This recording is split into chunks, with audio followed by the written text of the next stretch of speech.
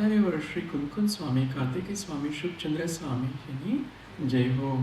વર્તમાનમાં વિચરિત સર્વ આચાર્ય ઉપાધિ સાધુ પરમેષ્ઠીની જય હો. પરમ કૃપાળુ દેવની જય હો. સાહેબજીની દિવ્ય ચેતનાને ભાવથી નમસ્કાર. આપ સર્વમાં વિદ્યમાન દ્રવ્ય દ્રષ્ટિથી શુદ્ધ આત્મતત્વને નમસ્કાર. જય જિનેન્દ્ર. દ્વાદશ અનુવેખા 12 વૈરાગ્ય ભાવના પર આપણે વિચાર કરી રહ્યા છીએ. જે રાગદ્વેષવાળા ભાવ છે એને લીધે અનિત્ય આદિ પર્યાયો મળે છે. વિતરાગ ભાવથી નિત્ય શુદ્ધ પર્યાયોની પ્રાપ્તિ થાય છે. હિંસા, જૂઠ, ચોરી, કુશલ, પરિગ્રહ 5 પાપોને લીધે આ અનિત્ય શરીર મળે છે, જેને કોઈ શરણ નથી હોતું. સંસારમાં ભટક્યા કરે છે, પાપને પુણ્યને ભોગવ્યા કરે છે. એ બધું 5 પાપને લીધે છે અને વિષય કષાયને લીધે છે. એમાં આપણે અનિત્ય ભાવના પર વિચાર કર્યો હતો કે શરીર તો અનિત્ય છે જ, પણ આ બધા સ્ત્રી, પુત્ર, પરિવાર, આપણી પાસે જે ધન છે એ બધું અનિત્ય છે. એનાથી પણ વધારે અનિત્ય રાગ દ્વેષ છે, ક્રોધમાન માયાલોભ છે. જેનાથી ઉત્પન્ન થતી ઈચ્છાઓ છે એ બધી વધારે ટ્રાન્ઝિયન્ટ છે, વધારે ઇમ્પર્મનન્ટ, ટેમ્પરરી છે.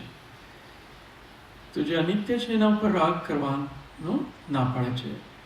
એમાં આસક્તિ રાખવા જેવું નથી. એ અનિત્ય છે બધું કર્મના ઉદયથી ઉત્પન્ન થયેલું છે. આત્માનો મૂળ સ્વભાવ નથી. અશરણ પણ જે શરીર વગેરે મળ્યું છે એ પણ કર્મના ઉદયથી ઉત્પન્ન થયેલું છે. કર્મ છે એ એક અશુદ્ધિ છે, આત્મા ઉપર એક કાલીમા છે, એક વિકાર છે, જેને લીધે આ બધી પર્યાયો આપણને મળે છે. સંસાર ભાવનામાં પણ એ વિચાર કર્યો હતો કે જીવ 4 ગતિમાં પરિભ્રમણ કરે છે. પંચ પરાવર્તન રૂપ પરિવર્તનો અનંત કાળથી આપણે કરતા આવ્યા છીએ. આપણને હવે એવું કોઈ પૂછે કે સંસારમાં આવતા ભાવમાં તમારો જન્મ થશે ગાયની કુખેથી, તો આપણને ગમશે ત્યાં જન્મ કરવો? હે ને? નહીં ગમે. ગાય છે કે બકરી છે, હરણ છે, આપણે આ પંચેન્દ્રિયોની હિંસા ના કરતા એટલે નરક આદિમાં ના જઈએ. એટલું બધું આ મોટા પાપો નથી કરતા જૈન લોકો, પણ બીજા જે પાપ થતા હોય માયાચારી, તો ત્રિયંશમાં બી જવું પડે. અને એવા શરીરમાં આપણે મનુષ્યની માતાના શરીરમાં પણ જન્મ ધારણ કરવા માટે તૈયાર નથી. તેવા પશુઓના યોનિ સ્થાનોમાં જન્મ ધારણ કરવાનું કરી દેવે એનો વિચાર પણ કરીએ. એટલે આ સંસાર ભાવના ભાવીએ તો એવા રાગ નહીં કરીએ કે જેને લીધે ત્યાં જવું પડે ત્રિયંશોમાં. જે કષાયો છે ને એને લીધે કેટલા તિર્યંશોનીઓ કેટલી છે? પંચેન્દ્રિય તિર્યંશોનીઓ 4 લાખ છે. એમાં આપણો જન્મ થાય તો જરાય ગમે નહીં. અને ત્યાં ના જવું હોય તો આપણે કેવા પરિણામ કરવા જોઈએ એ આ ભાવનાઓ બતાવે છે. મનુષ્ય જે સૌથી સારી ગતિ છે અપેક્ષાએ, એમાંય પણ માતાની કુખમાં કેટલી અસુચિતા નજર સમક્ષ દેખાય છે. તિર્યંશોની યોનિઓમાં કેટલી અસુચિતા છે. એમાં જન્મ કરવો કોઈને ગમે નહીં. તો આ 84 લાખ યોનિઓમાં અનંત કાળથી આપણે જન્મ મરણ કરતા આવ્યા છીએ. એના કારણો આજે જોઈશું. આશ્રવ ભાવનામાં એના કારણો છે. એકત્વ અન્યત્વ ભાવના પર આપણે વિચાર કર્યો હતો. એકત્વ ભાવનામાં આત્મા શું કરે છે? એકલો જ આવ્યો છે, એકલો જ પાપ પુણ્ય કરે છે, અને પછી એકલો જ ભોગવે છે. આવતા ભાવમાં એકલો જ જશે, ત્યાં એ બધા કર્મોને એકલો જ ભોગવશે. આપણને એવું લાગે છે કે આખું ફેમિલી ભોગવે છે, પણ ખરેખર એ પોતે એકલો જ ભોગવે છે. ફેમિલીવાળા માની લો અત્યારે એના હોય ને ક્યાં બીજે હોય ને એન્જોય કરતા હોય, અને આપણે અહીંયા દુઃખી હોય. આપણે આપણા કર્મોને આપણે જ ભોગવીએ છીએ. એ તો એના કર્મો એ ભોગવે છે. એના જેવા ભાવ હોય એવા કર્મો એ ભોગવે છે. તો જીવ છે એ એકલો જ પોતે બાંધેલા કર્મોને ભોગવે છે. કોઈ આપણા માટે કર્મ બાંધી આપતું નથી, અને કોઈ આપણા માટે કર્મ ઉદયમાં લાવતું નથી. આપણે એવું માનીએ ને કે મેં આને સુખી કર્યો કે દુઃખી કર્યો. ખરેખરમાં એવું હોતું નથી. એને ગમે એટલી સુખી કરવાની કોશિશ કરો પણ જે જીવને ન થવું એ નથી થતા ને. તો એવા ભાવ કરશે સુખી થવાના, ત્યારે એને એવા કર્મના ઉદય આવશે અને સુખી થશે. તમે નિમિત્ત બની શકો, પણ નૈમિતિક સંબંધમાં નિયમ નથી હોતો કરતા કર્મ સંબંધી જીવ કે તમે એને સુખી કરી જ શકો. તો દરેક જીવ પોતાના પરિણામોથી સુખી દુઃખી થાય છે. પુણ્ય પાપ કર્મ પણ પોતે જ બાંધે છે અને પોતે જ ભોગવે છે. અન્યત્વ ભાવનામાં શું વિચાર્યું હતું? કોઈ કોઈનું નથી. દીકરા પણ મારા નથી, વહુ પણ મારી નથી, કે ભાઈ બહેન મારા નથી, મમ્મી પપ્પા મારા. એ અન્યત્વ ભાવના બતાવે છે. આત્મા છે એના કોઈ ભાઈ બહેન હોઈ શકે? એના માતા પિતા કે દીકરા? આત્માના કોઈ જીવદ્રવ્ય છે એ તો ખાલી ચૈતન્ય સ્વરૂપ છે, એના ક્યાં કોઈ હોય? શરીર ક્યારે ભાઈ બહેન ના હોય? હા, એના ભાઈ બહેન ના હોય. તો એ બધું રિલેટિવ છે, એબ્સોલ્યુટ વાળું નથી. રિલેટિવ સત્ય છે, કર્મના ઉદય વાળું છે. કર્મ પોતે જ પરદ્રવ્ય છે, એ પોતે જ જેમ સુવર્ણમાં કાલીમાં લાગેલી હોય છે એવો જીવ અને કર્મનો અનાદિકાળનો સંબંધ છે, અને એને લીધે આ બધી અવસ્થાઓ બની છે. તો અન્યત્વ ભાવનામાં આ સંસારમાં કોઈ કોઈનું નથી એમ ચિંતવવું. એટલે એવું ચિંતવીએ કે આ કોઈ મારા નથી, એટલે આપણે એને કંઈ એના ઉપર ક્રોધ કરવા માંગતા નથી કે દ્વેષ કરવા નથી માંગતા, એને દુઃખી કરવા નથી માંગતા. એના પ્રત્યે મમત્વ ભાવ છે એટલો જ કાઢવાનો છે. બાકી વાત્સલ્ય ભાવ, સેવા ભાવ, એને કંઈ પણ જરૂર હોય એ હેલ્પ કરવાનું, એ બધું તો રાખવાનું છે, હે ને. એ બધા શુભ ભાવો આ ભૂમિકામાં રાખવાના હોય છે, અથવા હોય જ છે ગ્રહસ્થવાળી દશામાં. પણ એમાં મારાપણું છે એ કાઢી નાખવાનું છે. હું પણ મારાપણું. 4 વસ્તુ હોય છે ને, અહમ મમમ, ઈષ્ટ અનિષ્ટ બુદ્ધિ અને કર્તા ભોગતા બુદ્ધિ, એ માઇનસ કરવાની છે. એને આપણે વિચાર કરીશું. પછી અસુચિ ભાવના. અસુચિ ભાવના શું વિચાર કર્યો હતો?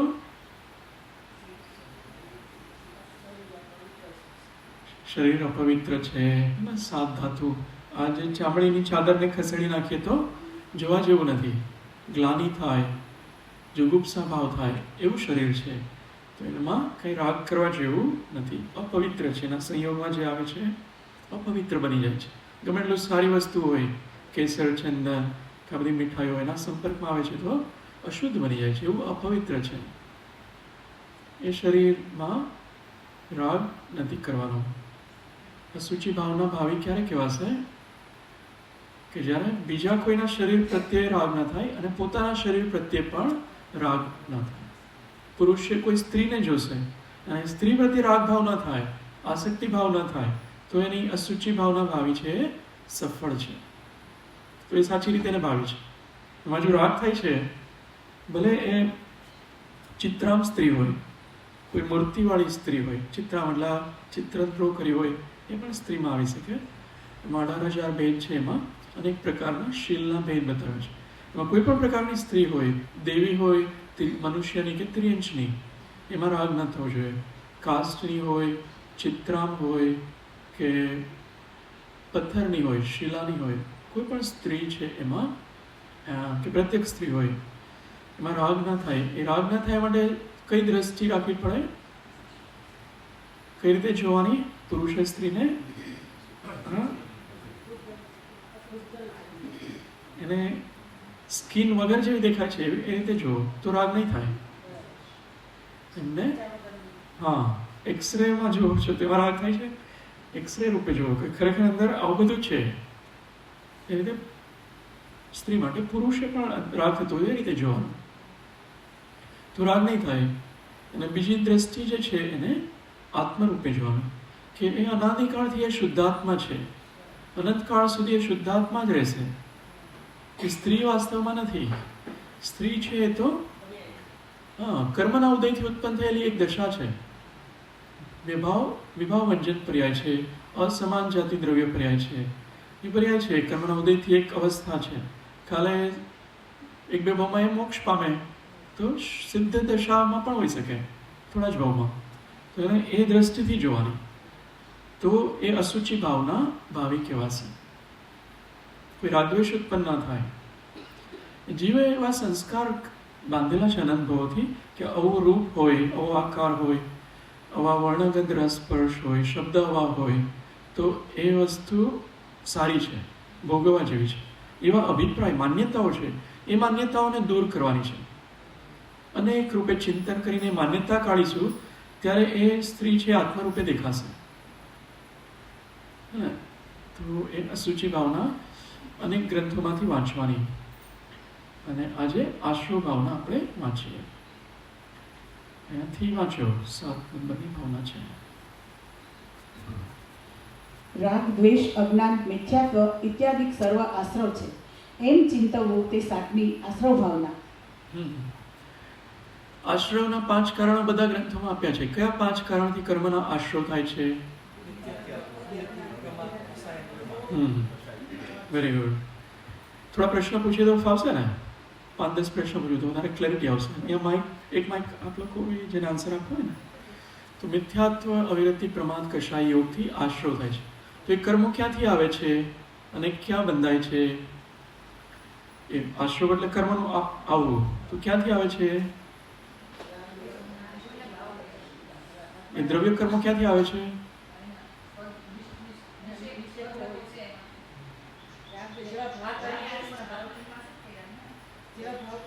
હા, પણ પરમાણુઓ છે ક્યાં છે જે કર્મરૂપ પરિણમે છે? હા, ઓકે. એ થોડો કઠિન પ્રશ્ન. એ વિસ્તૃત સ્વરૂપ છે એ વર્ગણા હોય છે. આપણો આત્મા છે ને, એમાં અત્યારે જ્યાં કર્મ છે ને ત્યાં જ વિસ્તૃત સ્વરૂપ છે રૂપ વર્ગણાઓ છે. એ હજુ અકર્મરૂપ છે. જેવો આ મિથ્યાત્વ, અવિરતિ આદિ ભાવ કરે છે એ જ વર્ગણાઓ કર્મરૂપે પરિણમે છે. એ બહારથી ક્યાંયથી આત્મા લેવા નથી જતો કે ચલો આપણે અમદાવાદથી લઈને આવીએ. એ આત્માના પ્રદેશો છે, ત્યાં જ કર્મના પ્રદેશો છે, ત્યાં જ વિસ્તૃત સ્વરૂપ છે રૂપ વર્ગણા છે, ત્યાં જ આ ઔદારિક શરીર છે, તેજસ શરીર, બધું ત્યાં જ છે. આપણે અહીંથી જઈશું તો એ બધી વર્ગણાઓ આપણી સાથે સાથે જ છે અને એ જ કર્મરૂપે પરિણમે છે. તો આશ્રવ છે એની સાથે સાથે બંધ પણ થાય છે રાગદ્વેષાદિથી. તો એ અકર્મરૂપ પરમાણુ હતા એ કર્મરૂપ થયા. તો એ પરમાણુ કર્મરૂપ થયા તો એ જીવ સાથે બંધાય છે કે કર્મ સાથે બંધાય છે? કર્મ સાથે બંધાય છે. કર્મમાં એવો એક ગુણ છે ને, કયો ગુણ છે એને લીધે કર્મ સાથે બંધાય છે? સ્નિગ્ધ અને રૂક્ષ ગુણ. એને લીધે કર્મ છે, જૂના કર્મ, એની સાથે જ આ નવા કર્મ બંધાઈ જાય છે, ચોટી જાય છે ફેવિકોલની જેમ. આત્મા સાથે નથી બંધાતા. આ તો બધાને સ્પષ્ટ હતું. આપણે પ્રવચન સારો ઘણો વિષય લીધેલો. તો એ જે રાગદ્વેષ શું કરે છે, તો અહીંયા જ છે અકર્મરૂપ વર્ગણાઓ છે, એ જ કર્મરૂપ થઈ અને એ કર્મ સાથે ચોટી જાય છે અને પછી એનો ઉદય થાય છે. અબાધા કાળ પૂરો થશે પછી ઉદય થાય છે. ઉદય થાય એટલે પાછા ભાવ એવા થાય છે. કેવા ભાવ થાય છે કર્મના ઉદયથી? રાગદ્વેષ વાળા ભાવ, કષાય વાળા ભાવ, ક્રોધમાન માયા લોભ વાળા ભાવ, બધી ઈચ્છાઓ વાળા ભાવ, એને આપણે ભાવ કર્મ કહીએ છીએ. ઓલું કર્મ બંધાયું એને શું કહીએ છીએ? દ્રવ્ય કર્મ. દ્રવ્ય કર્મ છે એ અકર્મરૂપ વર્ગણા હતી પૂતગલ, એ કર્મરૂપ પરિણમી, એને આપણે દ્રવ્ય કર્મ કહીએ છીએ. અને એના ઉદયથી જે જીવમાં ભાવ થાય છે એને ભાવ કર્મ કહીએ છીએ. એ જ રીતે દ્રવ્યમન અને ભાવમનમાં જાણવાનું.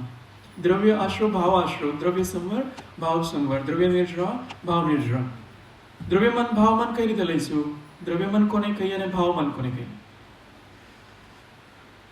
દ્રવ્યમન છે એ પાંખડી વાળું એ હૃદય સ્થાનમાં છે, હે ને? હા, એ કઈ વર્ગણાથી બનેલું છે દ્રવ્યમાન? હા, મનોવર્ગણાથી બનેલું છે. આ શરીર કઈ વર્ગણાથી બનેલું છે? જે સ્થૂળ શરીર એટલે ઔદારિક શરીર કહીએ છીએ, એ આહાર વર્ગણાથી બનેલું છે. મન છે મનોવર્ગણાથી, ભાષાના વચન છે ભાષા વર્ગણાથી, તેજસ શરીર છે તેજસ વર્ગણાથી, અને કાર્મણ શરીર છે એ કાર્મણ વર્ગણાથી. એ બધી વર્ગણાઓ એમાં સ્થૂળતા અને સૂક્ષ્મતા, ઔદારિક શરીર છે એની વર્ગણા વધારે સ્થૂળ છે એટલે દેખાય છે. પછીની જે આ બધા શરીર છે એના સૂક્ષ્મતર વાળી વર્ગણાઓ છે, આંખથી દેખાય એવી નથી. કેમ કે હવા છે તો આ વર્ગણાઓ દેખાતી નથી, ખાલી સ્પર્શથી ખ્યાલ આવે છે. તો આ મનોવર્ગણા બહુ જ સૂક્ષ્મ છે, એ આંખથી દેખાય એવી નથી. કર્મવર્ગણા પણ આંખથી નહીં દેખાય. તો આશ્રવનો વિષય છે ને, એમાં મિથ્યાત્વ, અવિરતિ, પ્રમાદ, કષાય યોગ, એનાથી આશ્રવ થાય છે. એ આશ્રવ ન કરવો હોય તો પેલું કારણ મિથ્યાત્વ બતાવ્યું, તો કેવા ભાવ કરશો તો મિથ્યાત્વ સંબંધી આશ્રવ નહીં થાય. જે કર્મ બંધાય છે ને મિથ્યાત્વને લીધે, 5 કારણ તમે કયા, કારણ લીધે કાર્ય શું છે? કર્મ બંધાવા. કારણ છે એ મિથ્યાત્વાદી ભાવ છે, અવિરતિ પ્રમાદ કષાયો, અને કાર્ય છે કર્મ બંધાવા. હવે આપણે કર્મ નથી બાંધવા, આશ્રવ નથી કરવો, તો શું કરીશું કે જેથી મિથ્યાત્વ સંબંધી આશ્રવ ન થાય? કેવા ભાવ કરીશું? હું ભાવ પૂછું છું. પરને પોતાનું ન માનવું. ઓકે, પરને પોતાનું ન માનવું, બરાબર છે. તો એ ભાવ જે છે એ ભાવમાં એવો ભાવ આવશે જે 7 તત્વની શ્રદ્ધાવાળો અથવા 9 તત્વની શ્રદ્ધાવાળો ભાવ છે. 6 દ્રવ્ય, 7 તત્વ, 9 પદાર્થ. એમાં આપણે સાહેબજીના શબ્દોમાં કહી દો, જે જાગૃતિ છે એ હું છું. તો હું જે છું એમાં જ્યારે હું રહીશ ત્યારે સમ્યક્તવાળો ભાવ છે, ત્યારે મિથ્યાત્વવાળો ભાવ નથી. અપેક્ષાથી કથન છે, બુદ્ધિપૂર્વક અત્યારે કોઈ મિથ્યા દ્રષ્ટિ પણ હોઈ શકે ત્યાં સમજવા માટે કે એ જે જાગૃતિ છે ચેતનાની, કે ચૈતન્ય ભાવ છે, જ્ઞાન દર્શન ઉપયોગ છે, તે જ હું છું. આ બધા રાગાદી ભાવો છે એ હું નથી, શરીર હું નથી, આ બધા સ્નેહી સજ્જનો છે બધા મારા નથી, એ બધા એના દ્રવ્યો છે, એનામાં રહે છે, મારું દ્રવ્ય છે એ હું પોતે છું, અને એ શુદ્ધ આત્મદ્રવ્ય છે, જીવ દ્રવ્ય છે એ હું છું, વગેરે ભાવ. એનાથી મિથ્યાત્વનો આશ્રવ થતો રોકાય છે. થોડું સ્પષ્ટ થાય છે? આ સ્થૂળ રૂપે લઈએ છીએ અત્યારે. પછી અવિરતિ, બીજું કારણ આપે જ કહ્યું ને, અવિરતિ. અવિરતિને લીધે આશ્રવ નથી કરવો, તો શું કરીશું? Okay, very good. 5 પાપો નહીં કરવાના. 5 પાપો ના કરવા માટે શું કરવાનું? અણુવ્રત, મહાવ્રત આદિ. તો આપણે જે હમણાં ચાલીને જઈએ છીએ એમાં હિંસા ના થાય એવી સમિતિપૂર્વક ચાલીએ તો હિંસા સંબંધી જે આશ્રવ થતો હતો અવિરતિ. અવિરતિ 5 પ્રકારની આપણે કઈ રીતે 12 પ્રકાર બી લઈ શકાય, પણ 5 લઈએ તો હિંસા સંબંધી કર્મ નહીં બંધાય. હિંસાવાળા પરિણામથી જે આશ્રવ થતો હતો એ આશ્રવ હવે નહીં થાય. એ રીતે જ સત્ય અસત્ય એવું કોઈ વચન આપણે ન બોલીએ અથવા મનમાં એવું ન વિચારીએ તો અસત્ય સંબંધી જે આશ્રવ થતો હતો એ નહીં થાય. અવિરતિ છે ને એ વીરતિ થઈ જશે, વિરત પરિણામ થઈ જશે. એ રીતે ચોરી, જે ચોરી કરવાના ભાવ નહીં કરીએ તો ચોરી સંબંધી આશ્રવ નહીં થાય. અબ્રહ્મ સંબંધી ભાવ નહીં કરીએ તો અબ્રહ્મ સંબંધી જે આશ્રવ થતો હતો કુશીલ સંબંધી એ આશ્રવ નહીં થાય. અને જે પરિગ્રહવાળા ભાવ નહીં કરીએ તો પરિગ્રહ સંબંધી આશ્રવ નહીં થાય. આટલું સ્પષ્ટ થાય છે ને? આ સ્થૂળ રૂપે છે કથન. પેલામાં આશ્રવ ના કરવો હોય તો મહાવ્રત લેવા પડે છે. ટેમ્પરરી વાળું આમાં નથી હોતું. હું જીવનભર કોઈ પણ જીવની હિંસા નહીં કરું એવા ભાવ થશે અને એવો યમ અથવા મહાવ્રત લઈશું જીવન પર્યંત, ત્યારે તત્સંબંધી આશ્રવ નહીં થાય. હું જીવનભર કોઈ જીવની હિંસા નહીં કરું. એ કરવું કેટલું અઘરું છે, એટલું સહેલું નથી જેટલું આપણે વિચારીએ છીએ. એમાં 6 કાયના જીવ આવી જશે, એની હિંસાનો ત્યાગ કરવાનો. 6 કાયના જીવની હિંસાનો ત્યાગ એ બહુ મોટી વસ્તુ છે, અને પણ જીવન પર્યંત. એવા ભાવ જ્યારે થશે જીવને કે હું જીવન પર્યંત કોઈ પણ ત્રસ્ત જીવની હિંસા ન થાય તેવું મારું જીવન બનાવીશ. તો તમે ગાડી ચલાવી શકો, પછી રેસ્ટોરન્ટ વગેરેનું એ ખાઈ ના શકો, અનેક પ્રકાર. આ તો જસ્ટ હાઇપોથેટિકલ એક્ઝામ્પલ્સ છે. પણ પછી તમે આ ગીઝરનું પાણી ના વાપરી શકો, આવી રીતે કપડાં ના ધોઈ શકો જે રીતે આપણે ધોઈએ છીએ. એ બધામાં ત્રસ્તીઓની હિંસા બતાવી છે, અને સ્થાવરની તો છે જ. તો મારા સાહેબ સાધુ ભગવંતોએ બધી વસ્તુઓ સ્ટોપ કરવી પડે, ત્યારે આ આશ્રવ નહીં થાય અવિરતિ સંબંધી. અને આપણે શ્રાવકો માટે દેશ વિરતિ હોય છે, એમાં 11 તો અવિરતિ જ ચાલતી હોય છે. માત્ર એક જ વીરતિ આપણે લઈ શકીએ, 12 માંથી એક જ વીરતિ. કઈ વીરતિ આપણે લઈ શકીએ? હા, વેરી ગુડ. જે હિંસા છે એમાં સંકલ્પપૂર્વક કોઈ ત્રસ્ત જીવની હું હિંસા નહીં કરું. સંકલ્પપૂર્વક. આરંભી ઉદ્યમી હિંસાથી ગ્રસ્ત નથી બચી શકતા, અને વિરોધી હિંસાથી પણ નથી બચી શકતા. સંકલ્પે હિંસાઓ નહીં કરું એવો નિયમ લઈએ છીએ ત્યારે એક વીરતિ આવે છે 12 માંથી. એક વૃત્તિ પણ પાર્શિયલ છે. એવું પાંચેયમાં જાણવાનું. પાંચેય પાપમાં એક દેશ ત્યાગીને આપણે અણુવ્રત કહીએ છીએ. તો એ અણુવ્રતો છે પાંચેય એક જ વૃત્તિ છે 12માંથી. 6 કાયના જીવમાંથી 5 કાયની હિંસાથી તો આપણે નહીં બચી શકીએ. ખ્યાલ આવે છે? પૃથ્વી, જલ, અગ્નિ, વાયુ, વનસ્પતિ એનાથી નથી બચી શકતા.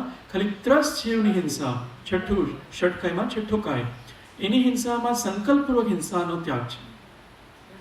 અને 5 ઇન્દ્રિય અને મનના અશુભ જે વ્યાપાર છે એ બીજી 6 અવિરતિ છે. એનાથી પણ હજુ નથી બચી શકતા. શ્રાવક પણ જે પંચમ ગુણ સ્થાનવર્તી છે એની પણ વાત કરું છું, એ પણ નથી બચી શકતા. એ મુનિ મહારાજને જ એ 6 વિરતિ હોય છે. 5 ઇન્દ્રિય અને મનના અશુભ વ્યાપારનો ત્યાગ. ખ્યાલ આવે છે કે બહુ હાઈ લાગે છે એવું કંઈ હોય એને ક્વેશ્ચન કંઈ હોય તો બી મને એવું લાગે છે કે આ સિમ્પલ છે. એટલે હાજી માઇક બી એક છે ને. હા, ખેતીવાડીમાં જે હિંસા થતી હોય છે, જે વધારાનું ઘાસ કાઢવાનું, જે આપણે પાક કરે એના સિવાયનું બધું ઘાસ કાઢવાનું હોય છે, તો એ કઈ હિંસા નથી? એ એક તો ખેતીવાડી કોણ કરે છે? આપણે કરીએ છીએ કે બીજા કરે છે? સ્વયં કરો છો? ઓકે. તો સ્વયં કરો છો એ એમાં ઘણા બધા પેલા છે વિકલ્પો. તો એક તો એ તમે ઘાસ ખાલી કાપો છો એ સ્થાવર જીવની હિંસા છે, વનસ્પતિ કાય. એ એકેન્દ્રિય જીવની હિંસા છે. એનાથી ગ્રસ્ત નથી બચી શકતા. આપણે શાકભાજી ખાય છે પણ એકેન્દ્રિય છે. તો એનાથી એટલે એ હિંસામાં આપણે ગ્રહસ્થને હજુ પણ છૂટ હોય છે, મિનિમાઇઝ કરી શકો. પણ એમાં જે ત્રસ્ત જીવની હિંસા થાય છે એમાં દોષ મોટો છે. માટીને ખોદો ને એમાં ત્રસ્ત જીવ દેખાય અને એને ખોદવામાં જે હિંસા થાય એમાં પાપ વધારે છે. હા, ઉપરથી કાપવામાં ઓછી હિંસા છે. હા, એમાં ઓછી છે. એને પણ અવોઇડ કરવું જોઈએ જેટલું થાય એટલું. પણ ઉદ્યમી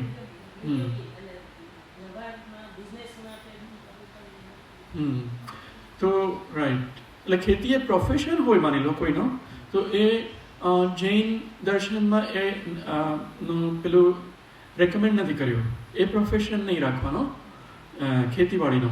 એમાં સૌથી વધારે હિંસા છે અને એ સ્વયંથી થાય છે. એટલે એમાં વધારે પરિણામ કષાયવાળા હોય તો જ એ જીવ એવું કરી શકે છે.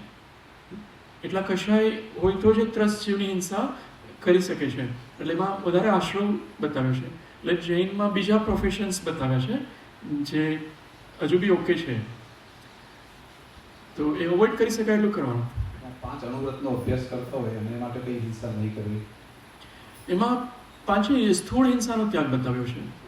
સ્થૂળવાળી જે હિંસા છે, જેમ કે ત્રસ્ત જીવોની હિંસા, જે મોટા ત્રસ્ત હાલતા ચાલતા જે છે એની હિંસા ન થવી જોઈએ. અને ઝાડુ કાઢીએ છીએ કે કાંઈ બી ઘરમાં સાફ તો એને બચાવવાનો પૂરો પ્રયાસ કરવાનો, એને બહાર મૂકવાના કે યોગ્ય સ્થાને મૂકવાના. એ જીવની હિંસા ન થવી જોઈએ આપણાથી. સ્થૂળ હિંસા, શાકભાજી કંઈ ખોલો છો તો એ જોવાનું કે એની અંદર કોઈ જીવ છે કે નહીં, એને બચાવવાની પૂરી કોશિશ કરવાની ત્રસ્ત જીવની, અને પછી એ શાક બનાવવાનું. એ રીતે બધામાં, પાણીમાં બી જોવાનું, ઘણી બધી વસ્તુઓ બધામાં અપ્લાય થશે. જીવને બચાવવાના પરિણામ વગર જે પણ ક્રિયા કરવામાં આવે છે એ અતિ આરંભમાં બતાવી છે. આરંભ એટલે પાપમાં અતિ આરંભ. જીવને બચાવવાના પરિણામ સહિત જ બધી ક્રિયા કરવી પડે છે.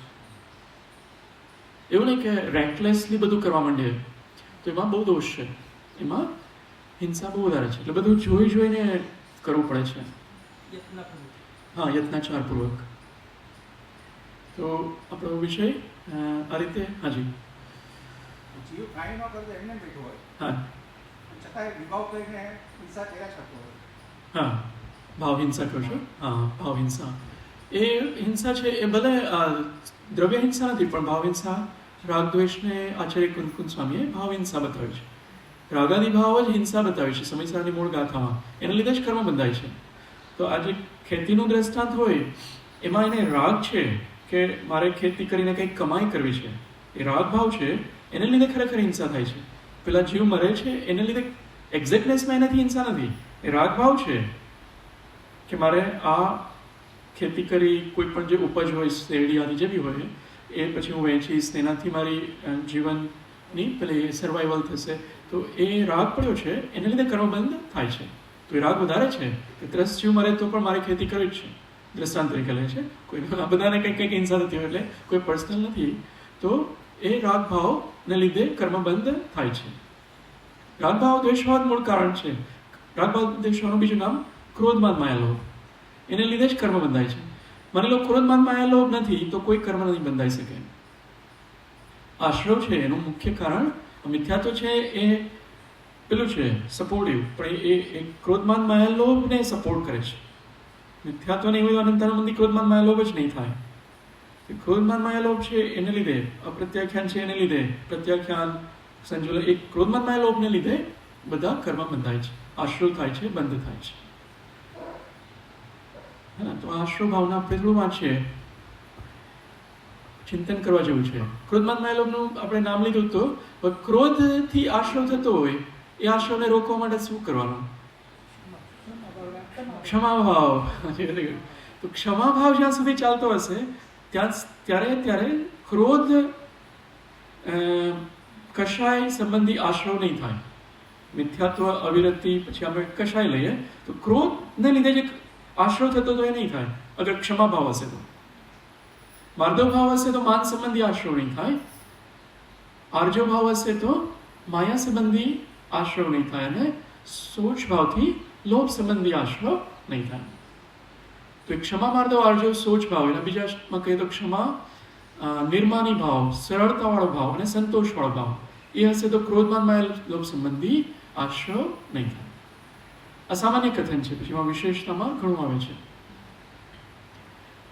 આપણે વાંચન થોડું કરીએ. કોઈને બીજા કોઈ ક્વેશ્ચન્સ હોય તો ક્યારેય બી આપણે લઈશું. આમાં 3 ગ્રંથમાંથી વાંચવાનું વિચાર્યું હતું. હવે 10 મિનિટ જ છે એટલે થોડું સિલેક્ટિવ વાંચીશું. વાંચવાથી અકુંતકુંદ આચાર્યશ્રીએ લખ્યું છે, આપની બુકમાં છે, આ પેજ નંબર છે 62.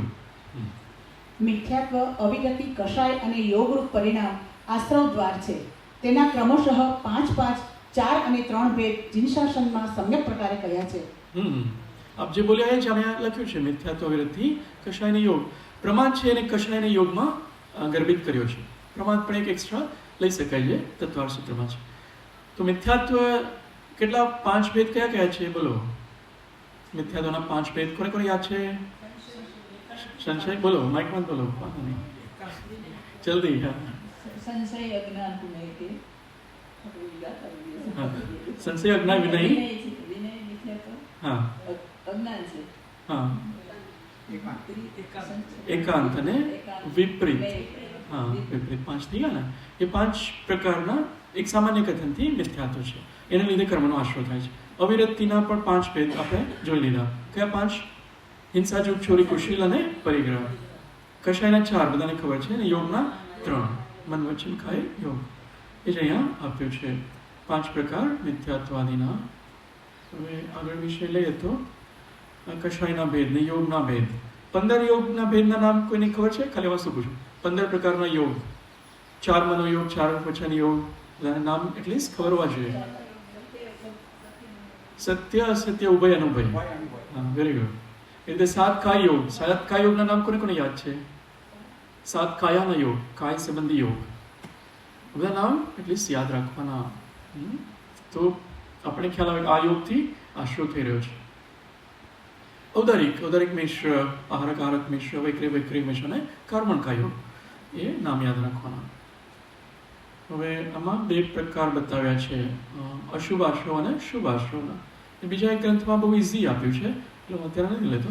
અશુભ આશ્રવ અને શુભ આશ્રવમાં શું ફેર પડશે? અશુભ આશ્રવ ક્યારે થાય અને શુભ આશ્રવ ક્યારે થાય? કષાય, હા હા, હિંસા, જૂઠ, ચોરી, કુશીલ, પરિગ્રહ, પાપો કરીએ ત્યારે પણ અશુભ આશ્રય થાય. આપણે 6 આવશ્યક આદિ કરીએ તો પુણ્ય આદિના આશ્રવ થાય છે. તો એ 2માં કયો સારો? શુભ આશ્રવ કે અશુભ આશ્રવ? અપેક્ષા એ શુભ સારો છે. યસ. આપણે અપેક્ષા ભૂમિકા પ્રમાણે રાઈટ. એટલે અશુભથી પેલા બચવા માટે બધા શુભનું અવલંબન અને શુદ્ધ વાળું લક્ષ્ય રાખવાનું છે. અહીંથી વાંચો. ભોજન કથા. ભોજન કથા, સ્ત્રી કથા, રાજકથા અને ચોર કથા રૂપ વચન વ્યવહારને અશુભ વચન જાણો, તથા છેદન, ભેદન, બંધનરૂપ ક્રિયાઓને અશુભ કાય જાણો. આ બધી કથાઓથી બચવાનું. કેટલા લોકો ન્યૂઝ જોવે છે? હા, આમાં આવે છે જો રાજકથા, રાજ્યકથા એ બધા આશ્રવના કારણ. એમાં વિચારો બધા ચાલે ને, શું કહેવાય, પરિણામો શુભ અશુભવાળા એ કર્મના આશ્રવ ત્યારે થતા હોય છે. ભોજન કથા, ઓ આજે આ બનાવીશું, આ સારું હતું પહેલું, એ બધું પણ. અને ટીવી સિરિયલ ને બધું સ્ત્રી કથા એમાં, અને પુરુષ કથા બંને લઈ શકાય. ઓકે, આ વાત છે. પૂર્વોક્ત રાગદ્વેષ આદિ પરિણામોને અને સંપૂર્ણ ધન ધાન્ય આદિ પરિગ્રહોને છોડીને જે વ્રત, સમિતિ, શીલ અને સંયમરૂપ પરિણામ કરે છે તેને શુભ મન જાણો. હા, આજે મનની વાત ચાલતી હતી ને, આ શુભ મન, કે આવા પરિણામ હોય તો રાગદ્વેષનો ત્યાગ અને પરિગ્રહને છોડી વ્રત, સમિતિ, શીલ, સંયમરૂપ એ બધા શુભ મન. તો આપણે ગ્રહસ્થો માટે દેવ ઉપાસના, શું કહીશું, દેવજીન પૂજા, ગુરુ ઉપાસના, સ્વાધ્યાય, તપ, સંયમ ને દાન એ આપણા માટે મુખ્ય છે. એ બધા શુભ મનવાળા પરિણામો રૂપે લઈએ અને એની જ ક્રિયા કરીએ છીએ ને પૂજા આદિ, તો એ શુભ ક્રિયા છે, કાયની ચેષ્ટા છે. એનાથી શુભ કર્મનો આશ્રવ થાય છે. બંને ચાલતું હોય, ક્રિયા પણ ચાલતી હોય અને પરિણામો પણ ચાલતા હોય. એ બંને શુભ આશ્રવના કારણો બતાવ્યા છે. એવું જ અશુભમાં જાણવાનું. તો આ બધા કર્માશ્રવના કારણો બતાવ્યા છે. એમાં ક્રિયા જ્ઞાનપૂર્વક કરવી જોઈએ, નહીં તો આશ્રવથી ડૂબી જાય છે જીવ. બધું જાગૃતિપૂર્વક કરવાનું છે. જે આશ્રવ છે મોક્ષમાં નિમિત્ત નથી, એટલે આશ્રવ છોડવા જેવા છે. આનો સાર એ છે કે આપણે જ્ઞાન પદમાં રહેવાનું.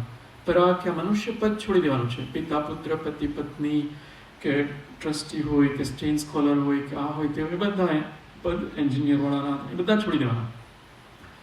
એ બધા પદ કોના છે? પરના પદ છે. સ્વપદ કયું છે? જ્ઞાન પદ. જ્ઞાન સ્વભાવ, આત્મ સ્વભાવ, એ હું છું, એ મારું સ્વપદ છે. તો આશ્રવથી બચી શકાશે. એમાં વારંવાર રહેવાનું. પરપદમાં જતા રહીશું, પાછા સ્વપદમાં આવી જવાનું, પાછા પરપદમાં જતા રહીશું, પાછા સ્વપદમાં આવી જવાનું. બેક એન્ડ ફોર્થમાં ફ્રીક્વન્સી બી સ્વપદમાં રહેવાની વધારવાની છે. આ કાર્તિકેયનો પ્રેક્ષામાંથી એક બે ગાથા ટ્રાય કરીએ. આમાં હું વર્બલી જ ખાલી કહી દઉં છું કે આમાં બિલાડીને વધારે રાગ હોય છે કે હરણને? બિલાડીના મોઢામાં ઉંદર છે ને હરણના મોઢામાં લીલું ઘાસ છે. તો હરણને મારીએ તો છોડી દે છે ને, બિલાડી છોડતી નથી ઉંદર. તીવ્ર રાગ છે. એ પ્રમાણે આશ્રવ થાય છે. જેટલો રાગ વધારે છે એટલી વધારે ઉદીર્ણા અને આશ્રવમાં અનુભાગ વધારે પડે છે. રાગને ઓછા ચાલશે, ફાવશે, ગમશે, ભાવશે, હા, એ રાગ ઓછા છે. જે હોય એને એક્સેપ્ટ કરીએ એમાં રાગ ઓછા છે. સાવ ત્યાગ કરી દે એમાં રાગ 0 છે. આ પ્રમાણે પ્રગટ જાણવા છતાં, હા, વાંચો. અર્થ: આ પ્રમાણે પ્રગટ જાણવા છતાં પણ જે તજવા યોગ્ય પરિણામોને છોડતો નથી તેનું સર્વ આશ્રવ ચિંતન નિરર્થક છે, કાર્યકારી નથી. બધું વિચારી તો લીધું કે આનાથી આવો આશ્રવ થાય છે. હિંસા, જૂઠ, ચોરી, કુશેલ, પરિગ્રહ, કે ક્રોધમાન, મેલો, આશય, રતિ, અરતિ, આ બધા ભાવો હું કરી રહ્યો છું, એનાથી ખોટા આશ્રવ થાય છે. પણ આપણે છોડીએ જ નહીં એને, તો જ્ઞાન ભાવમાં રહીએ જ નહીં. તો એ બધું પોથીનું જ્ઞાન છે. પોતે નિરંતર કર્મોને બાંધી રહ્યો છે. તો નિરંતર આ પુરુષાર્થ કરવાનો કહે છે કે આત્માના સ્વભાવમાં રહીએ, અથવા ક્ષમા, માર્દવ, આર્જવ, સોચ, સંયમ ભાવોમાં રહીએ. તો એ જ્ઞાન છે, એને આપણે અપ્લાય કરીએ છીએ. આમાં છે જે પુરુષ ઉપર કહેલા સઘળા મોહના ઉદયથી થયેલા મિથ્યાત્વ આદિ પરિણામોને છોડે છે, કેવો થયો થકો? ઉપશમ પરિણામ જે વિતરાગ ભાવ, તેમાં લીન થયો થકો. તથા એ મિથ્યાત્વ આદિ ભાવોને હે અર્થાત ત્યાગવા યોગ્ય છે એમ જાણતો થકો, તે આશ્રવાનુપ્રેક્ષા હોય છે. આ રીતે ભાવ કરવાનો, બધા મોહ આદિ ભાવને છોડવાનું કહે છે, અને વિતરાગ ભાવ ધારણ કરવાનું કહે છે. જે બંને સ્વાધ્યાય આજે સવારે થયા એનાથી આ ક્લેરિટી ખૂબ જ આવી ગયેલી. ભાઈ હજી એ વારંવાર જે જ્ઞાન સ્વભાવમાં રહેવાનું અથવા આત્મ સ્વભાવમાં રહેવાનું જે વાત છે, એ ઉપાદેય છે, એમાં રહેવાનું. એમાં ન રહેવાય તો શુભવાળી પ્રવૃત્તિમાં રહેવાનું. તો એ બધા મિથ્યાત્વાદી કારણો છે, પ્રત્યયો છે. પ્રત્યયોને છોડીએ તો સંવર થશે. એ આશ્રવના 5 પ્રત્યયો છે. આ ત્રીજો ગ્રંથ છે છે જ્ઞાનાર્ણવ, એમાં પણ ખૂબ સુંદર ગાથાઓ શ્લોક છે આ બધા આશ્રવ ભાવના પર. શુભાશ્રવ અને અશુભાશ્રવ આપણે જોયું ને એ છે. શુભાશ્રવમાં દ્રષ્ટાંત તરીકે એને લખ્યું છે આચાર્યશ્રીએ, અણુવ્રત, મહાવ્રત, કષાયોની મંદતા, નિર્વેદતા સંસારમાં, વિતરાગતા, ધર્માનુરાગ, મૈત્રી, પ્રમોદ, કારુણ્ય, માધ્યસ્થ ભાવ, એ બધા શુભ આશ્રવ થશે એનાથી. અને અશુભ આશ્રવમાં કષાયવાળા ભાવ બધા છે, ઇન્દ્રિય વિષય ભોગવાળા ભાવ, એનાથી કેવા કર્મો બંધાશે? અશુભ. અશુભ એટલે પાપ કર્મો બંધાશે. અશુભ પાપવાળા બધા કર્મો બંધાય છે. શેને લીધે? આ બધા કષાયવાળા ભાવોને લીધે. અને ઇન્દ્રિય વિષય ભોગ, આ 5 ઇન્દ્રિયથી વિષય ભોગ કરીએ એને લીધે અશુભ આશ્રવ થાય છે. નિંદા આદિ કરીએ આ બધાથી અશુભ. આ લાસ્ટમાં વાંચીએ. इसका संक्षिप्त इसका संक्षिप्त अभिप्राय यह है कि यद्यपि यह आत्मा शुद्ध निश्चय नय की दृष्टि से तो आश्रव से रहित केवल ज्ञान रूप है, तथापि अनादि कर्म के संबंध से मिथ्यात्व आदि परिणाम रूप परिणमता है, अतएव नवीन कर्म का आश्रय करता है. जब उन मिथ्यात्व आदि परिणामों से निवृत्ति पाकर अपने स्वस्वरूप का ध्यान करे, तब कर्म आश्रवों से रहित हो और मुक्त हो. वह आश्रव भावना का आश्रय है. કેવળ જ્ઞાન રૂપ છે આત્મા તો, પણ અનાદિકાળથી જે કર્મના સંબંધ છે એને લીધે એ જીવ એવા ભાવ કરે છે, કર્મ જેવું કરાવવા માંગે છે એવા ભાવ કરે છે, એટલે આશ્રવ થાય છે. જે આત્મા કરાવવા માંગે એવા ભાવ કરે તો આશ્રવ નહીં થાય. આત્મા તો જ્ઞાન સ્વભાવમાં રહેવાનું કહે છે દર્શનમાં. એ કંઈ કહેતા નથી કે તું રાગદ્વેષ કર. તો એવા કર્માનુરૂપ ભાવ નહીં કરીએ તો આશ્રવ નહીં થાય. આમાં એક નાનકડી સ્ટોરીથી આપણે એન્ડ કરીએ. માતાજીનો સંઘ એક ગામમાં મંદિરમાં હતો અને એ સવારે આમ તો પહેલાં ઉઠીને એની સાધના કરતા હોય છે. તો લગભગ અર્લી મોર્નિંગ કહીએ કે સવારે 3 વાગ્યાનો સમય હતો ત્યારે એ સાધના કરતા હતા અને કંઈક અવાજ આવ્યો.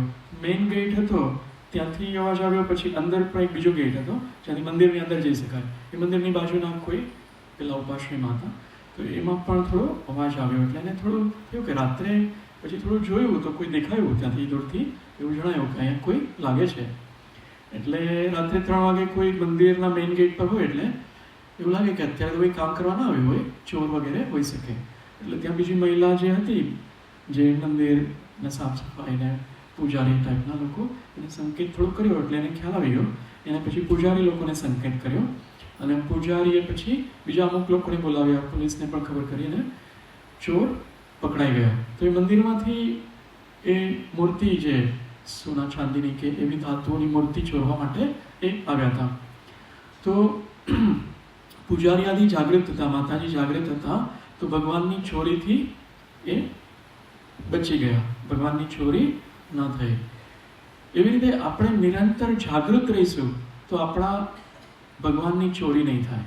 તો આપણે આ જે મિથ્યાત્વ, વિરતિ, પ્રમાદ, કષાય, યોગરૂપ ચોરો છે એ આપણા શુદ્ધ આત્માની ચોરી કરી રહ્યા છે. એ ચોરીથી આપણે બચી શકીશું. એના માટે આત્મા જાગૃતિ, નિરંતર જાગૃત રહેવાનું છે. કેમ 3 વાગે રાત્રે જાગૃત હતા, એમ આપણે પણ જેટલા જાગૃત રહીશું એટલા આ બધા ચોરો છે એ આત્માની ચોરી નહીં કરે.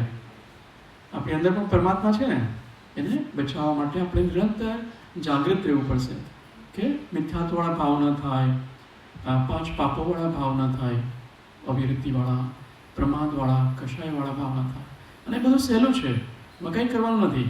ખાલી આંખ બંધ કરીને બેસવાનું, 3 વાર સામાયિક કરવાની 3 સંધિકાળમાં. તો એ બળ આપશે બીજા 4 કલાક 6 કલાક માટે. પછી ત્યાં બીજી સામાયિકનો સમય આવી જશે, એ બીજા 6 કલાકનું બળ આપશે. તો આત્મા છે નિરંતર જાગૃત રહેશે. જે પ્રવૃત્તિ કરીએ એ બધી પ્રવૃત્તિ સમિતિપૂર્વક કરવાની, અને પ્રવૃત્તિ ન કરતા હોય ત્યારે ગુપ્તી મારવાનું, મન વચન કાયને શાંત રાખવાનું.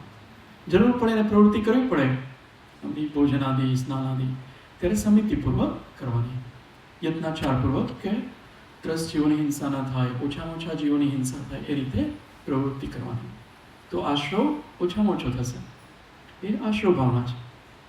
સમ્યક રૂપ પરિણામ રાખીશું તો મિથ્યાત્વનો આશ્રવ નહીં થાય, અકષાય રૂપ પરિણામ રાખીશું તો કષાયથી આશ્રવ નહીં થાય. વીરતીનું પરિણામ રાખીશું તો અવિરતીથી થતા આશ્રવો નહીં થાય. અહીંયા સુધી રાખીએ. ક્ષમા, મેં થોડો સમય વધારે લીધો છે. અંત મંગલ બોલો. સુખધામ અનંત સુસંત જય દિન રાત્ર રહે તદ ધ્યાનમય પર શાંતિ